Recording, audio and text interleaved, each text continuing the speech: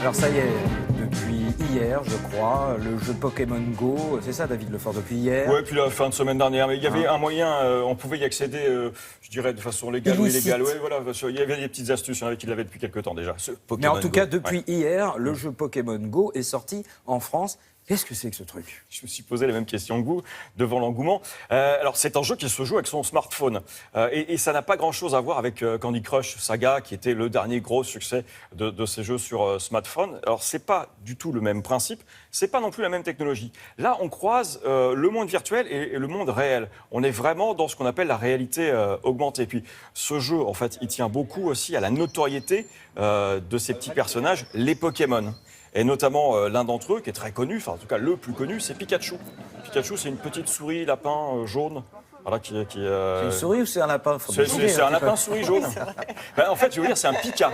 Honnêtement, c'est un pika. Et un d'accord. pika, c'est un vrai animal qui ressemble un petit peu à un hamster, qui est tout mignon. C'est le voilà. Voilà, ça c'est Pikachu. Ouais. Oui, vous l'avez déjà vu celui-ci. Et donc on peut aller se le ramasser dans la vraie vie. On peut se le ramasser dans la vraie vie grâce à une interface virtuelle, l'écran du téléphone. Le voici ici en mascotte, parce qu'il faut quand même rappeler que ces amis, la Pokémon et Pikachu, il y a à peu près, enfin, il y a plus d'une centaine de personnages. Ils sont nés il y a 20 ans de cela. Il y a eu des séries télé, animées bien sûr. Il y a eu des jeux, évidemment. Il y a eu aussi ces petites cartes qu'on s'échangeait dans la cour d'école. Alors là, c'est à peu près le même système. Et pourquoi ce succès? Parce que ça a quand même été lancé, par exemple, aux États-Unis le 4 juillet. Il y a déjà 15 millions de joueurs quotidiens aux États-Unis. Et on n'est pas loin de faire la même chose en France. En tout cas, le succès est assez exponentiel.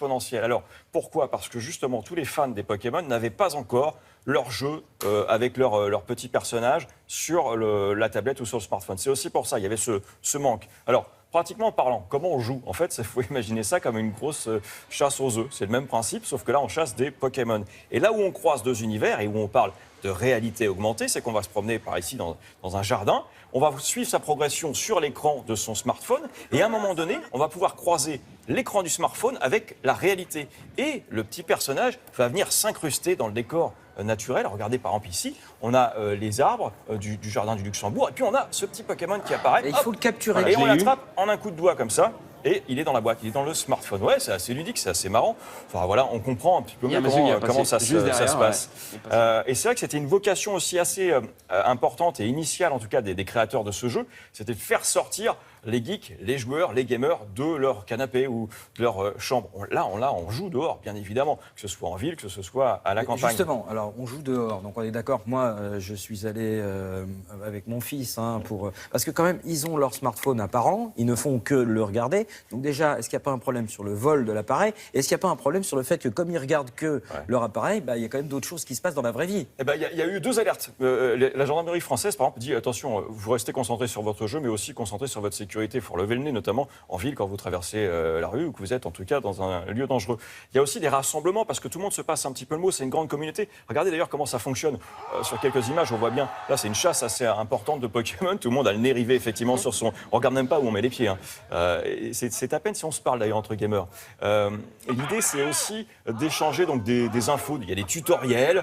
On essaye de se redonner des infos, de dire tiens, à tel endroit, il y en a un, il faut qu'on aille le capturer. Si on s'y met à plusieurs, ça va fonctionner. Puis il y en a aussi des joueurs qui sont un petit peu de meilleur niveau que d'autres, qui arrivent à les attirer, les Pokémon, avec de l'encens, m'a-t-on dit.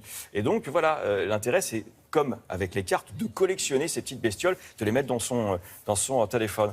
Alors effectivement, il y a un risque, autre celui de se faire peut-être prendre son téléphone en tombant dans un guet-apens, en traversant la rue. Il y a aussi un risque immédiat pour la batterie et la durée de vie de votre téléphone. Parce que avec la géolocalisation, avec toutes les applications vidéo, ça consomme. Ouais, ça consomme méchamment.